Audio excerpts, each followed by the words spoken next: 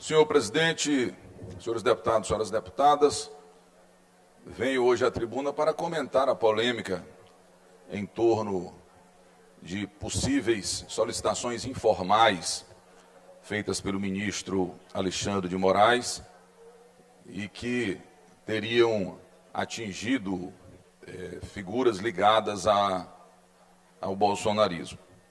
Trata-se de, por coincidência de nome, porque um dos assuntos que está no centro da questão é o inquérito das fake news, trata-se de, pode-se até dizer, de uma notícia com forte característica de fake news, porque não há razão para se impressionar com a troca de informações entre a assessoria do ministro Alexandre de Moraes, quando estava no TSE, e o fato dele próprio solicitar informações que pudessem ser úteis no inquérito das fake news.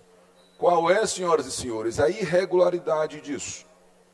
De um pedido de informação que não era escondido, se fosse escondido não teria sido solicitado de forma clara, solicitadas as informações, inclusive via WhatsApp, que já é um instrumento usualmente que tem servido para a troca de informação e para a solicitação de informações.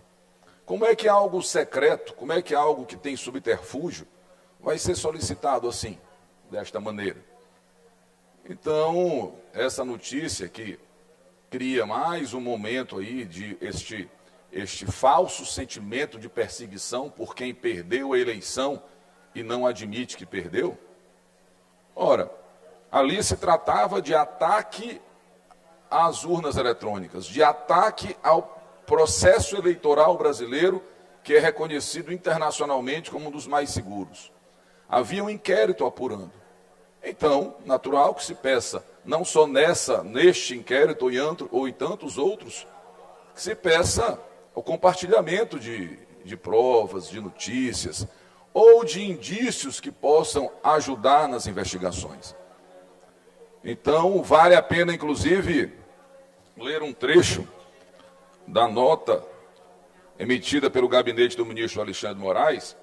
Diz o seguinte: o gabinete do ministro Alexandre de Moraes esclarece que, no curso das investigações do inquérito 4781, o das fake news, e o inquérito 4878 das milícias digitais, quando fala-se milícias digitais, a gente se lembra de quê? Da turma do Bolsonaro. Nos termos regimentais, diversas determinações, requisições e solicitações foram feitas a inúmeros órgãos, inclusive ao Tribunal Superior Eleitoral, que no exercício do poder de polícia tem competência para a realização de relatórios sobre atividades ilícitas, como desinformação, discursos de ódio, tentativa de golpe de Estado e atentado à democracia e às instituições. Esses relatórios foram incorporados às investigações e inquéritos em curso no STF, com ciência da Procuradoria-Geral da República. E o gabinete enfatizou que todos os procedimentos foram oficiais, regulares e devidamente documentados. Os relatórios simplesmente descreviam, ainda entre aspas, as postagens ilícitas realizadas nas redes sociais, de maneira objetiva, em virtude de estarem diretamente ligadas às investigações de milícias digitais. Vários destes relatórios foram juntados nessas investigações e em outras conexas e enviadas à Polícia Federal para a continuidade das diligências necessárias, sempre com ciência à Procuradoria-Geral da República, continua a nota do gabinete do ministro Alexandre. A verdade, tenta-se com este vazamento, com esta matéria, inverter o ônus. O fato é que existem bolsonaristas envolvidos até o pescoço em milícias digitais, em tentativas de golpe de Estado, em tentativas de sabotar o processo eleitoral brasileiro, sabem que está chegando próximo do final, sabem que está chegando no chefe deles, o ex-presidente Jair Bolsonaro, e criaram este fato para colocar sob suspeita o Supremo Tribunal Federal e o ministro Alexandre de Moraes. Já perto da conclusão dessa fala, que acho oportuna, para que não se consiga transformar mocinhos e bandidos e colocar em bandidos a falsa impressão de mocinhos, esse pronunciamento torna-se essencial. E aí eu cito um texto do articulista do UOL, Fernando Neisser, professor de Direito Eleitoral da Fundação Getúlio Vargas, e lerei só um trecho para fundamentar ainda mais. Diz o articulista, o professor: a matéria confunde as coisas e com isso leva a uma conclusão equivocada. Não há uso da estrutura de um tribunal, pois não há formalidade prevista para o exercício do poder de polícia que dispõe o juiz ou ministro na função eleitoral. Aí ele dá um exemplo, o deputado Rodrigo e o deputado Lula, vossas excelências que atuam com muita competência no eleitoral. Aqui o articulista fundamenta e diz: trata-se de função prevista na lei, no artigo 41 da Lei 9.504 de 97, que não depende de acionamento por terceiros, tampouco de formalidades com a remessa de ofícios, tema tratado na reportagem. O juiz eleitoral que se depara com...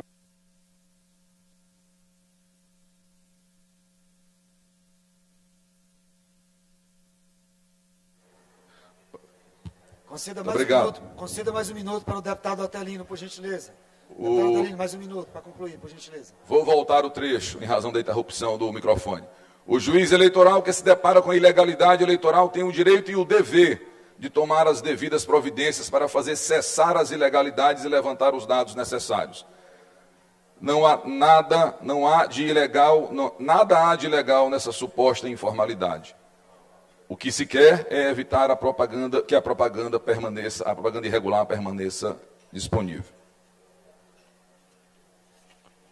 Mas, diz ainda o articulista, e aí já parto para a conclusão, que é mais ou menos, deputado Lula, ele comenta aqui, como se um juiz, passando pela rua agora, num período como esse, de campanha eleitoral, e visse uma propaganda irregular, uma propaganda agressiva, uma propaganda que atinge a honra de alguém, e ele mandasse uma mensagem para um funcionário da Justiça Eleitoral e dissesse: junte as informações para que nós possamos retirar esta propaganda irregular. Isso seria considerado uma comunicação informal? Então, senhoras e senhores, esse escândalo fake, ele faz muito mal para o Brasil, faz muito mal para a democracia. E, como eu disse, a razão é porque o inquérito está chegando ao fim. E está chegando no chefe. Está chegando naquele que queria dar um golpe de Estado. Mas o ministro Alexandre de Moraes, como eu já disse em pronunciamento anterior, é, sem dúvida, um dos homens mais importantes do Brasil. Se nós estamos aqui hoje, nesta Assembleia, discutindo, divergindo, deve-se a muitos brasileiros importantes, mais recentemente ao ministro Alexandre de Moraes, pela coragem que teve de se expor, de fazer valer a lei, de fazer valer a Constituição e não deixar que colocassem sob suspeita a nossa justiça eleitoral e que não conseguissem destruir a nossa democracia. Disse em pronunciamento anterior e enfatizo hoje: homens como o ministro Alexandre de Moraes foram decisivos para evitar o golpe de Estado, como hoje o ministro Supremo Flávio Dino e outros tantos personagens que se destacaram.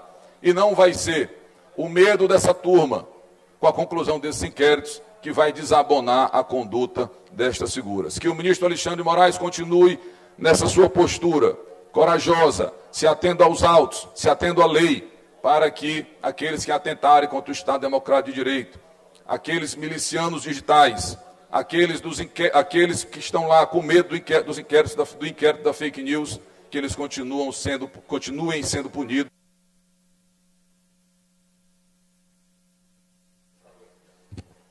Mais 30 segundos, deputado Otelino. Que eles continuem sendo punidos para que nós possamos nos livrar desse grande mal que são as fake news. Muito obrigado.